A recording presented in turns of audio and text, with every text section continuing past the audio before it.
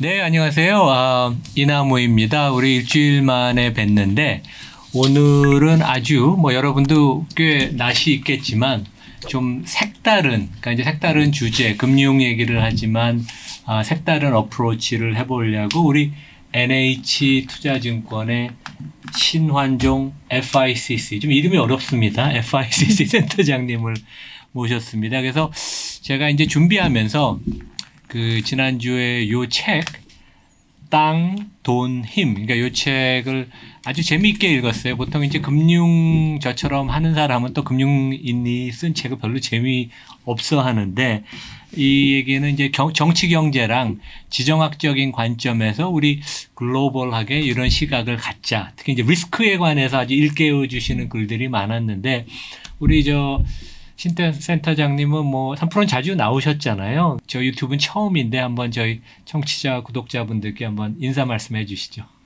네, 반갑습니다.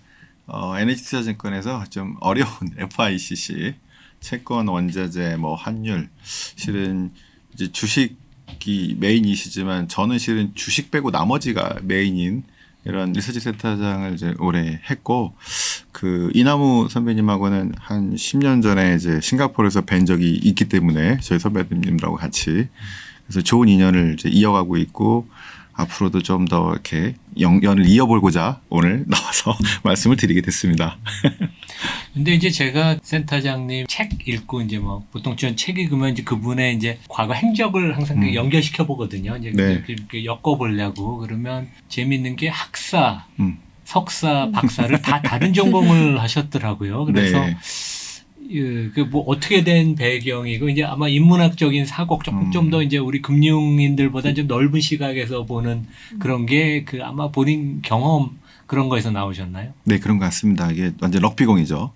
학부는 한문학을 성대에서 한문학을 했고 실은 학교 다닐 때 영자신문사 편집장 이런 것도 좀 했었고 그러셨어요? 심지어는 그 기자들 모아다가 전국 영자신문 기자연합회를 만들어서 일기 의장도. 여러분 저 영어로. 아유, 번역 잘하시니까. 그러다가 이제 어떻게 살아야 될지 고민을 그때 하다가 그 제대로 공부를 해보자고 이제 연대에서 그 석사를 정치 경제를 실은 공부하러 갔는데요. 그 선생님들이 제가 전공이 한문학을 했기 때문에 저한테 전공으로 동양 정치 철학하고 서양 정치 철학을 비교해 보라고. 원래 국제 정치 경제는 이제 부전공으로 하고 그래서 제 전공이 중국 정치 철학하고 미국 정치 철학을 비교하는 게 돼버렸어요. 30년 전에. 그래서 이제 여의도에서도 미국도 진짜 많이 하시지만 중국의 엑스퍼트라는 게 이제 그래서. 네, 그래서 이제 거네요. 그 뒤로 이제 잃은 크레딧을 이제 계속 애널을 하면서 각 재무제표 분석하고 은행채, 회사채, 그다음에 CDO, CDS 이런 거를 금융위기 때는 집중으로 하다가 신용 등급으로 할 수 있는 최고봉이 실은 국가에 대한 소버린 분석이더라고요. 제 전공하고 아주 비슷했고. 그래서 마침 이제 그 2008년 금융위기 이후에 국내에서 이제 전 세계 투자하면서 이런 그 흐름들이 만들어졌기 때문에 그 길을 활용해서 이제 전 세계를 돌아다니면서 저희가 채권 투자 중심으로 많이 했었죠. 그걸 가지고 보니까 이게 경제만 분석해서는 그 나라 투자하는데 상당히 부족하겠구나. 그리고 정치 경제, 어떤 나라는 지정학 이런 식으로 복합적인 이런 분석이 필요한데 마침 제 전공이 그래가지고 그런 것들을 가지고 이제 투자가분들하고 많이 논의를 했었죠. 그 유명한 연대 정치외교학과 대학원을 나오셨는데 다른 길을 가실 수도 있었을 텐데. 그렇죠. 요 바로 저기가 이제 그래서 많은 한 분은 좌파, 한 분은 우파 이런 식으로 해서 다양한 스펙트럼의 분들을 많이 만날 수 있었고 또 제 전공이 한문학이었기 때문에 아이덴티티에 대해서 제가 이 책에도 썼습니다만 지금 이제 아이덴티티 충돌이라는 거를 실은 20-30년 전부터 계속 고민을 해왔기 때문에 금융 투자하시는 분들이 이제는 경제뿐만 아니라 아주 복잡한 마치 이제 80년 이전에 1차 세계대전 이후에 이 아주 복잡한 정치 경제 지정학으로 설명을 했던 때랑 유사한 시절이 다시 온다고 생각하고 있기 때문에 그런 게 좀 도움이 좀 되지 않을까 이렇게 생각하고 있습니다. 그러니까 저도 리스크를 항상 강조하거든요. 그래서 이제 제가 테슬라 종목을 장기적으로 계속 좋다고 얘기하지만 너무 리스크가 많으니까 우리 리스크를 항상 챙기자. 오늘도 이제 그런 영상을 찍었는데 이제 리스크 얘기할 거면 또 국내 투자가분들은 이남우 교수 뭐 좋다고 그러는데 왜 또 리스크 얘기를 하자. 근데 이제 주식이라는 건 리스크를 지고 비즈니스를 해서 이제 업사이드를 만드는 거 아니에요. 그리고 투자의 결국 완성이라는 게 리스크를 내가 잘 이해하고 그거를 잘 관리하면 마음도 좀 편해지고 이제 그 투자를 잘할 수 있는데 하여간 오늘 그런 얘기 좀 다양하게 나눠보면 좋을 것 같습니다. 제가 그 센터장님 책을 읽다가 이제 제일 앞부분에 5대 이벤트 리스크라는 거가 이제 첫 번째 책의 토픽이더라고요, 보면. 네. 그래서 그 센터장님이 생각하시는 5대 이벤트 리스크의 뭐 이제 개념이라 그럴까? 이제 뭐 어떤 의미시고 실제 그 5대 리스크가 이제 뭐 어떤 거를 얘기하시나요? 이남우 선배님처럼 저희들도 이제 크레딧 애널리스트였기 때문에 리스크를 항상 중요하게 여기는데요. 이미 알고 있는 리스크는 리스크가 아니다. 그런 그렇죠. 생각이 들고 네. 우리 외환위기 이후에 아무리 외환 유동성에 집중해도 문제는 거기서 터지지 않고 항상 다른 곳에서 그래서 나머지 현실화 가능성은 좀 낮을 수 있지만 이게 터지게 되면은 문제가 큰 것들을 이제 우리가 이제 이벤트 리스크라고 이제 보통 얘기하는데 그 중에서 앞으로 나올 만한 것들이 뭐가 있을까를 2008년 이후에 고민을 많이 했습니다. 그 중에 하나가 우리가 지금 모르는 앞으로 그렇죠. 나올 수 있는 리스크. 예. 예. 이미 알고 있는 것 말고 네. 뭐가 있을까 생각을 하다가 이제 그 중에 하나가 이제 사이버 리스크도 있겠고요. 네, 그렇죠. 그다음에 이 전염병 같은 환경, 기후 변화 이런 문제들도 분명히 있을 거고 이게 지금 코로나 때 터진 거고요. 그렇죠. 그리고 실은 예전에 있었지만 많이 간과되어 있던 리스크가 이제 지정학적 리스크인데 저는 이 5가지 리스크 중에서 향후 한 10년 동안 가장 중요한 리스크가 이 지정학적 리스크가 될 거라고 뽑아서 거기를 집중적으로 좀 말씀을 드린 거고 그 이후에도 예를 들면 이제 정치 사회적 리스크 옛날에는 전염병이 발생하면은 나라가 무너졌잖아요. 자, 그런 것들을 감당할 수 있는 나라가 있고 그렇지 않은 나라가 있고 또 그거를 대처하기 위해서 어떤 정부는 파퓰리즘에 빠지기도 하고 그 돈이 많이 풀리기도 하고 이런 것들을 그 정치 사회적 리스크로 보고 이것도 어느 정도 분석을 하고요.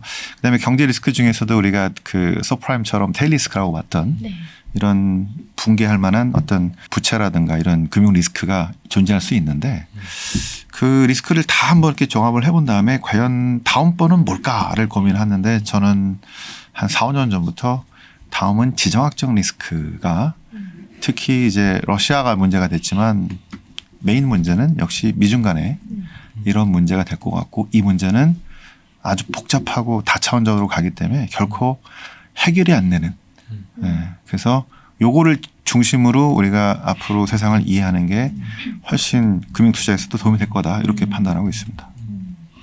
그러니까 뭐 우리가 이미 어느 정도 느끼고 있지만 우리 바로 눈앞에 이제 나타나는 미중 관계, 미중 리스크가 앞으로 어떻게 전개될지가 가장 큰 변수 내지 하여간 불확실성이란 말씀이네요. 네. 그래서 그거를 저희가 이제 그 3프로 전신인 전에 이제 신과 함께 이런 거를 하면서 2018년 정도인데요. 그때 제가 이제 앞으로 애플이 공장을 중국에서 옮겨낼 수도 있다. 그다음에 미국과 중국의 문제는 단순히 트럼프 그때 중간 선거의 문제가 아니고 이거는 앞으로 찢어질 수밖에 없는 문제이기 때문에 이제 엄청나게 더 커질 거기 때문에 이제 대비를 해야 되고 중국 투자는 상당히 조심해야 돼. 뭐 이런 얘기를 하다가 그 당시에는 무리한 생각이었는데 무리하다는 얘기 많이 들었는데 지금은 일반화가 돼 버렸죠. 그래서 그거를 좀 더 발전시킨 게 실은 요 책이라고 볼 수가 있을 것 같습니다. 그 저희가 우리 사학개미들 뭐 삼성전자도 요즘 그렇죠. 뭐 반도체 관련돼서 중국 리스크 뭐 이제 애플이나 테슬라 투자하는 분들도 중국 리스크가 제일 큰 리스크 중에 하나죠. 근데 제가 이제 그런 경험이 있었어요. 제가 홍콩, 싱가포르에서 이제 미국 금융기관을 다니다가 실제 이제 그 헤드는 저희 옆에 본부의 본부장 헤드는 이제 미국 사람인데 이제 회사도 미국 회사예요. 이제 그러면 부 헤드가 데퓨티가 중국 사람이에요. 네. 그러면 이제 미국 헤드가 한 40명 모아놓고 이렇게 우리 비즈니스를 이렇게 하자고 하고 나가면 이제 부 헤드가 이제 거의 대부분 다 중국 사람이니까 중국말로 이분 조금 전에 했던 얘기는 잊어먹고 내가 이게 하는 것이 제대로 우리 전략이다. 이제 그런 걸 보면서 네. 미국 사람하고 중국 사람하고 뭐 누가 맞고 틀린 게 아니라 그냥 너무 많이 틀리구나. 그러니까 DNA가 틀려서 이게 참 융합되기가 쉽지 않고 서로 이해를 잘 못하는 거 아닌가. 그러니까 저는 이제 또 체험적으로 그런 경험을 했었어요. 그래갖고 이제 항상 미국 금융기관이나 미국 회사들이 아시아 비즈니스 할 때 중국 사람들 관리하는 게 제일 어려움이거든요. 맞습니다. 그래서 예전에 아마 싱가포르에 뵀을 때도 그런 거를 저희가 여쭤보러 갔습니다. 어떻게 생각하시는지. 네. 그래서 사실은 이제 싱가포르에 계셨고 저희는 이제 그래서 뭐 브라질, 멕시코, 남아공, 인도 온 나라를 돌아다니면서 사실은 그런 것들을 좀 분석하고 했고 특히 미중 관련해서는 저는 제가 이제 그 땅도님이라는 책이 다른 지정학이나 국제정치나 이런 책하고 다른 점은요. 여기 지정학에다가 정치 철학을 가미했다. 거기 좀 다른 것 같습니다. 그러니까 이제 그 미국과 중국의 이런 갈등을 지정학이라는 측면도 있지만 거기에 생각의 차이, 문화와 문명의 차이, 네. 그 아이덴티티 차이, 그다음에 러시아와 미국 간의 우크라이나 이 갈등도 뭐 에너지 패권을 둘러싼 또는 이런 것보다는 정체성의 충돌. 이렇게 이제 접근이 지금은 많이 필요하다 생각해서 이게 경제적인 싸움이라고 한다면은 타협할 수 있는 여지가 있습니다만 아이덴티티의 충돌은 타협의 여지가 별로 없는. 네. 그래서 아주 심화될 가능성을 많이 보고 있는데 이제 그동안 힘이 약했던 쪽에서는 일방적으로 당할 수밖에 없었는데 힘이 세졌기 때문에 네. 과연 미국의 가치, 서유럽의 가치가 보편적인 것이냐. 그렇게 아니라면 우리는 우리식대로 할 거야. 러시아도 그렇고 네. 중국도 그렇고 실은 이슬람에서도 그렇고 자, 이 힘이 점점 세지면서 이 충돌이 생기면서 자기 아이덴티티를 찾아가는 과정일 수 있거든요. 네. 그래서 어떤 게 옳고 그르다는 뭐 그걸 뭐 자체하고라도 이 전체 흐름의 배경에는 그 아이덴티티의 문제가 중요하게 자리 잡고 있다. 그리고 이 사람들이 뭘 두려워하는가 그걸 알아야 되는데요. 일단 저는 제가 그 중요한 책을 중간에 이제 언급한 게 있는데요. 뭐냐면 이제 갈등은 이제 국가 간의 갈등을 제일 많이 연구한 학문은 역시 외교 또는 국제 정치 쪽입니다. 그래서 거기에 되게 좋은 책이 그 Man and State and War라고 그 케네스 왈츠라고 하는 이제 신현실주의자라고 이제 부르는데요. 이 사람이 쓴 논문인데요. 미국 사람입니까? 네. 이 국가 간의 갈등을 세 가지 차원에서 얘기하는 겁니다. 첫 번째는 인간 차원인데요. 이번 러시아의 우크라이나 침공은 무조건 푸틴이 잘못한 거야. 그다음에 뭐 이제 트럼프와 시진핑 간의 갈등 뭐 이렇게 보고 네. 2차 세계대전은 히틀러가 잘못한 거야. 이렇게 접근하는 거가 하나 있고요. 네. 좀 간단하죠. 그 지도자의 리더, 리더. 인성, 네. 인격 이렇게 보는 건데요. 그다음에 또 하나가 국가 간에는 이게 정부가 국제사회는 정부가 없잖아요. 무정부주의. 그래서 1등 패권 국가는 2등을 그냥 싫어한다. 두려워한다. 그러니까 이제 미국은 쫓아오는 일본도 싫고 독일도 싫고 소련도 싫고 중국도 싫어 그냥. 여기 가치가 빠져 있고 그냥 싫은 겁니다.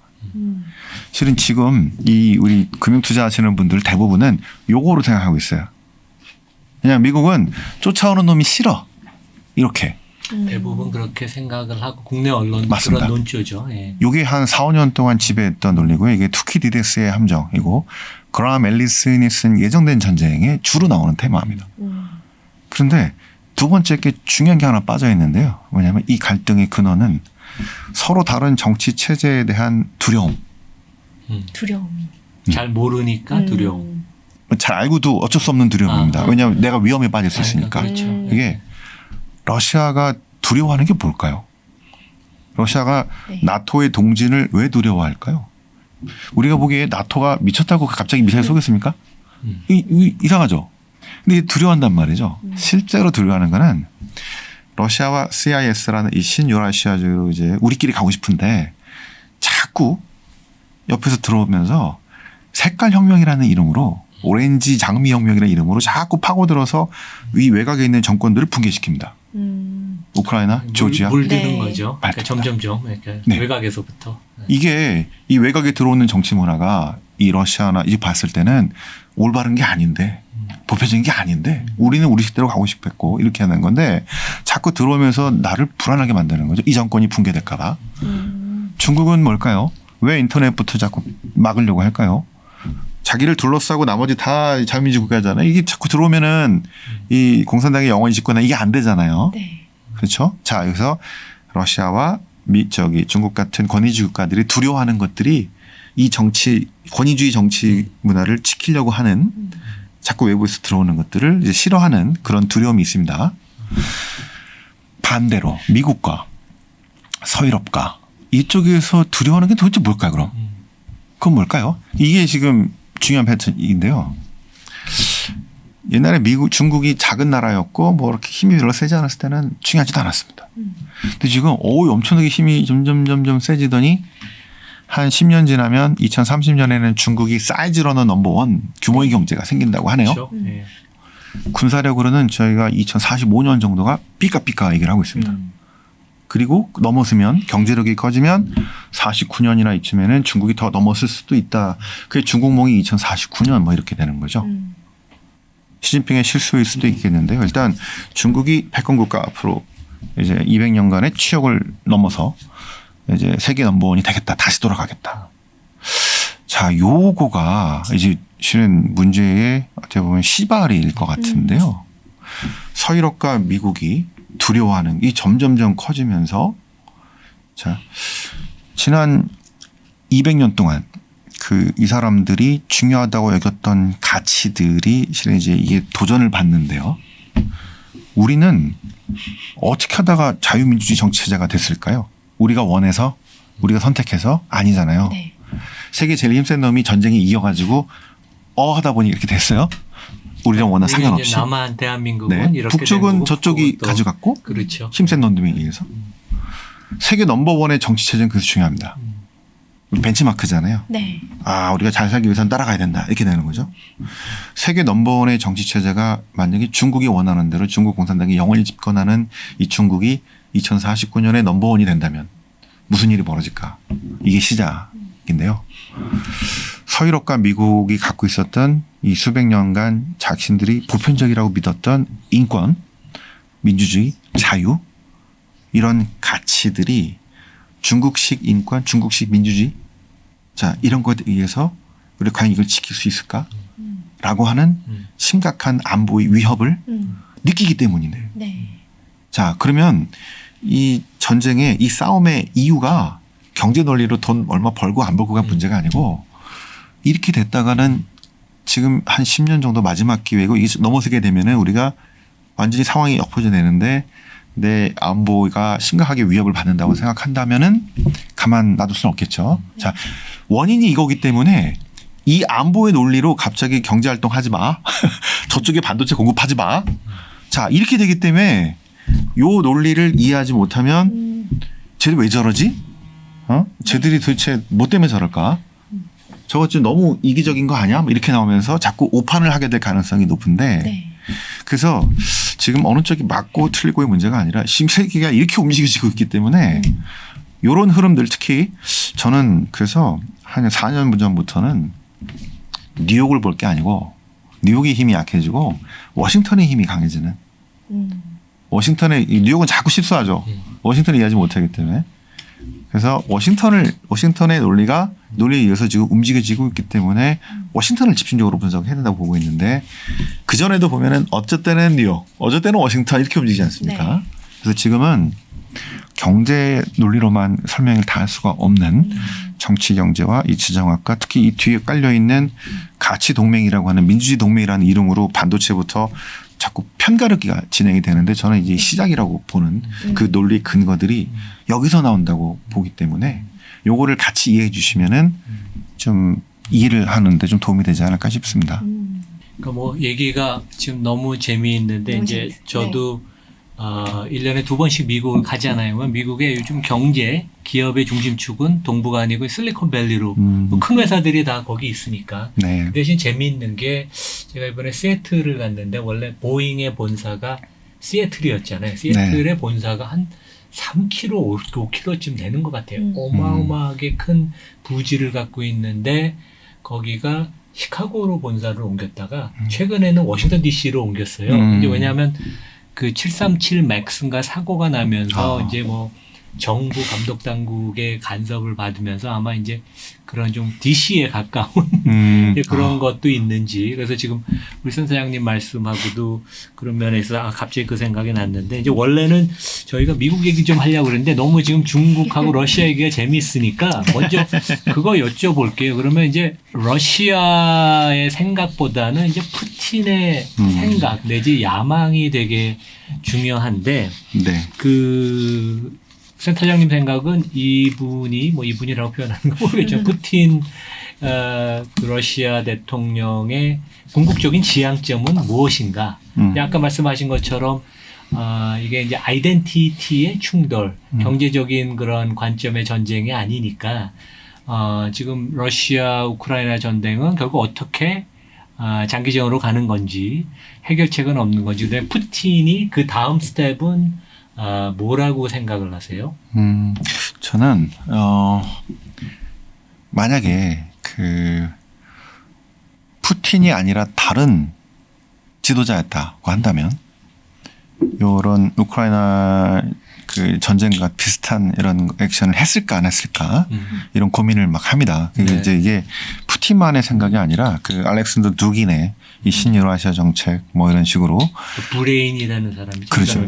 그러니까 이제 그 러시아에서 외교하는 사람들, 이 사람들의 이 정치 리더들의 어떤 아이덴티티, 그다음에 국민들에서 83%의 지지율이 나오는 이런 상황을 이제 좀 이해할 필요가 있을 것 같은데 러시아 사람들의 지금 아이덴티티들은 본인들을 중심으로 해서 러시아는 항상 유럽으로 가려는 파와 유럽과 달리 러시아는 독자적인 문명이야. 이 신유라시아 적인데요. 이렇게 본인들만의 우리식대로 한번 살아보자. 서유럽의 가치가 과연 보편적인 것이냐. 그렇지 않다. 너무 타락했고 물질문명적이고.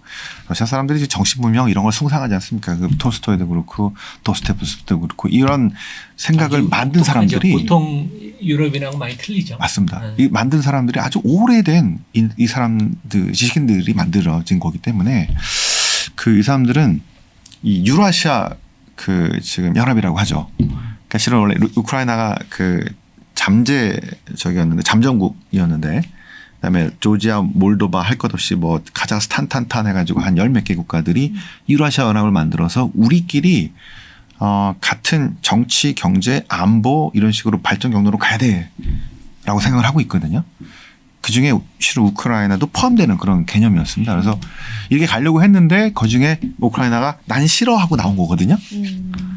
가고 싶어하는 방향은 그래서 본인들의 거를 지켜가면서 영토든 어떤 문화든 실은 거기 정치 문화가 들어가죠. 권위주의 정치 문화 들어오지 말라고. 이런 것들을 지키며 가고 싶은데 그게 유지하기가 실은 쉽지가 않은 뭐 이런 상황에서 고민에 빠져 있는 거 하고 그래서 저는 일단은 우크라이나에서는 이번 전쟁으로 확실하게 뭔가를 해놓고 싶다. 우크라이나가 다시는 뭐 나토 가입을 해서 저 러시아를 위협하거나 아니면은 이게 앞으로도 계속 그 심각한 러시아에게 위협이 될 만한 거를 완전 제거하는 식으로 그때까지는 전쟁을 계속할 거로 보고 있겠고요. 왜냐하면 이 전쟁 이후에 장기적으로 가는 거네요. 예, 이 전쟁 이후에 러시아가 받게 될 타격이 크기 때문에 그만큼의 반대급부가 있어야 되는데 네. 그렇죠. 그동안 계속 문제였던 우크라이나 문제를 해결한다. 해결 내지는 다시는 이게 심각한 문제가 도전이 되지 않도록 거기까지 이제 뭐 분할을 하거나 아니면 진짜 남쪽을 다 차지하거나 이럴 때까지 아주 지리한 이런 문제가 될 것 같고 그 다음에 아마 왼쪽에 나토 지역인 뭐 그 지금 발칸 쪽에 아니면 저 위쪽에 있는 그 나라라든가 여기를 공략하고 이거는 쉽지 않을 거라고 봅니다. 나토와 그렇지 않은 나라들의 차이가 크기 때문에 뭐 폴란드 이런데. 폴란드는 어렵고요. 예. 그 위에 이제 뭐 에스토니아나 뭐 라트비아나 뭐 등등 나라들은 아마 건드리기는 쉽지 않을 거라고 봅니다. 구소련 연방이지만 지금은 예, 나간 나라들은 나토 국가들은 쉽지 않겠고 그렇죠. 나토가 아니면서 애매했던 나라들 그게 우크라이나 음. 그 다음은 실은 이제 문제가 몰도바도 조지아도 글로 가고 싶어 하거든요. 그런 문제에서 지금 유라시아 연합의 국가들을 단단히 묶어서 자기들의 어떤 아이덴티티를 보존하고 싶은 생각이 더 크다. 이 정도로 보여지고 있다고 보고요. 그 이상으로 더 뻗어나가기는 실은 쉽지 않은 구도인 것 같다. 이렇게 생각하고 있습니다. 김대희님 이번에 네. 휴가 유럽 러시아 가진 않았어요? 어디? 러시아를 비행기가 피해서 가더라고요. 그 영공을 못 경로를 날아가잖아요 거의. 요즘 다. 네, 그래서 저는 오스트리아, 뭐 헝가리, 네. 체코 뭐 거기를 다녔는데 거기는 뭐 이런 영향을 그렇게 받지는 않는 것 같은데 네. 제가 궁금했던 점은 미국이 또 도와주고 있지 않습니까? 암암리에. 그렇게 되면은 계속 이게 장기전으로 가면 미국도 언제까지 이게 도와줄 수가 없지 않겠습니까? 글쎄요. 저는 네. 이 전쟁으로 보면 네. 제일 남는 장사는 미국인 것 같다는 생각이 드는데요. 인플레가 좀 높아지고 문제가 네. 있었지만 그거는 정권의 문제고 미국 차원에서는 뭐 큰 문제는 아닌 것 같고요. 아프가니스탄하고 이라크에 2조 달러 이상 썼는데 남는 게 없었잖아요. 네. 지금 얼마 썼을까요? 500억 달러? 한 1000억 달러? 그 무기만 조금 별로? 지원해주는 네. 정도. 예. 네. 인명 피해는 전혀 없고. 인명도 없고 개입한 것도 없고 그냥 유지되면서 네. 러시아 힘만 빼는. 그래서 예전에 미국이 패권을 잡았던 과정이 네.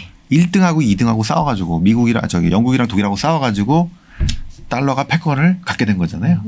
그걸 봤기 때문에 네. 잘못해서 여기서 소진했다가는 중국이 부상한 거를 알기 때문에 주적인 중국 에 지금 집중하고 러시아는 뭐 유럽한테 좀 알아서 하든 아니면 무기 줘서 하든 이 정도 선에서 힘 빠지게 하는 네. 그리고 국력을 쇠하게 하는 정도의 전략으로 상당히 이 전쟁의 혜택은 오히려 미국이 많이 보고 있는 그리고 달러의 가치를 지켜냈고 네. 그다음에 에너지 패권에서도 이제 러시아 게 아니라 미국 거 써야 되니까 네. 상당히 남는 장사라는 생각이 듭니다. 그래서 미국은 이 정도만 유지되거나 아니면 힘 빼고 그래서 이 정도를 계속 컨트롤하면서 갈 것 같다는 생각이 드네요. 굳이 그럼, 뭐 휴전이라도. 네. 그걸 보면 중국의 입장은 또 어떨까요?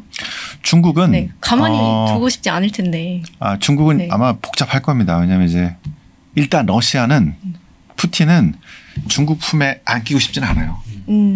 독자적인 자기가 네. 지역 강대국이 되고 싶은데 지금 전쟁을 하고 있는 입장이죠.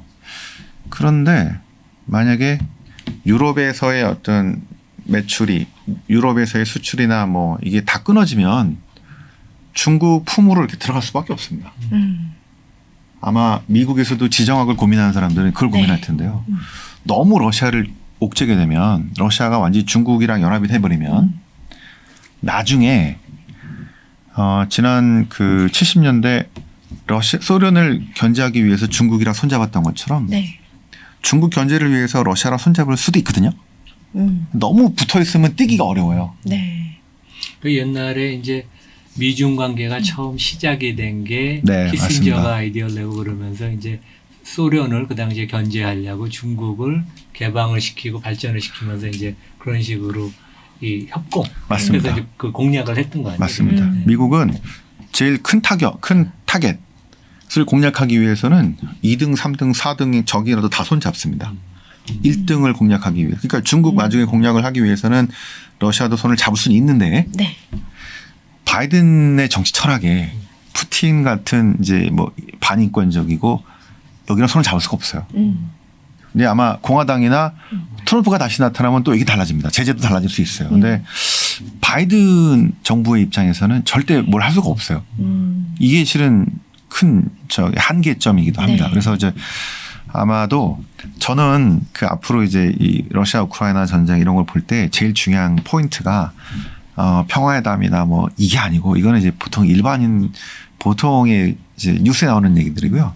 금시장 관점에서는 중요한 포인트는 제재라고 생각합니다. 실제 전쟁이 발발한 날은 금시장 크게 움직이지 않았어요.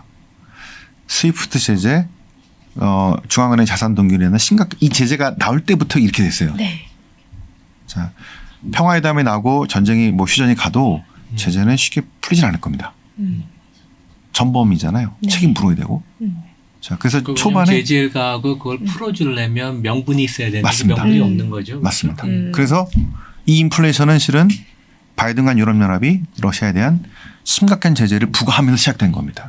그래서 눈치 빠른 헤지펀드나 이런 사람들은 연준과 월가가 요걸 놓치고 있을 때 그거를 발견한 거죠. 전쟁이 끝나도 이게 계속 가겠네 하고 그러면 스태그네 이거를 만든 거. 그래서 저는 실은 요거 전에 제가 썼던 책이 이제 인플레이션 이야기인데요. 네. 작년 말에 연준의 생각과 올해 달라져서 이렇게 점프 인플레이션 했던 거는 지정학 인플레이션이라고 봅니다. 지정학적 인플레이션을 놓친 거죠. 네. 그래서 요 실마리도 실은 이건데 그게 제재라고 본다면 바이든 정부 하에서는 제재가 풀리기는 쉽지 않을 것 같고 근데 이제 너무 옥죄면 이 지정학을 하는 사람들 구시정치 하는 사람들 중에서는 나중에 러시아랑 손잡을 수도 있는데 너무 심하게 하면 절로 가버리면 나중에 떼기가 어려워진다. 그럼 이제 중국만 좋은 거죠. 중국은 이렇게 보면서 이제 원래 중국하고 러시아가 사이가 그렇게 좋은 것도 아닙니다. 상황이 나쁘니까. 북극곰과 팬더가 또 그러니까요. 친해져서. 맨날 싸우고 그러니까. 그런데 상황이 이렇게 되면은 또 이제 친해지는데 푸틴이 또 그러고 싶지 않을 거예요. 네. 자, 그 상황을 아마 미국은 좀 어떻게 활용하려는 움직임이 있을 수 있을 것 같은데 중국은 그래서 이거를 정격 껴안기도 뭐하고 지금 상황에서 또 껴안다고 좋아하지도 않는데 그다음에 또 놔두기도 어렵고 그리고 이 같이 싸잡아서 나는 아직 대만 공격 안 했는데 왜 나까지 싸우자고 이렇게 얘기할 수도 있겠고 우린 다르다라고 얘기하면서 네. 이게 과거와는 달리 이제 완전 힘의 냉전이 아니고요. 중요한 측면이 규범을 따르는 냉전입니다. 그러니까 둘 다 우리는 반인권적이 아니라고 얘기하는 거예요. 민간인 학살 안 했다는 거지. 그러니까 규범에 대해서는 두려움이 있는 겁니다. 누구나. 그게 예전하고 많이 틀린 거죠. 그 규범이 네. 서유럽과 미국이 만든 규범이 과연 맞느냐. 그렇죠. 근데 아니면 중국식 또는 러시아 이게 다를 수 있다는 얘기를 하는 거지 서로도 규범을 따르려고 하는 거는 또 비슷합니다.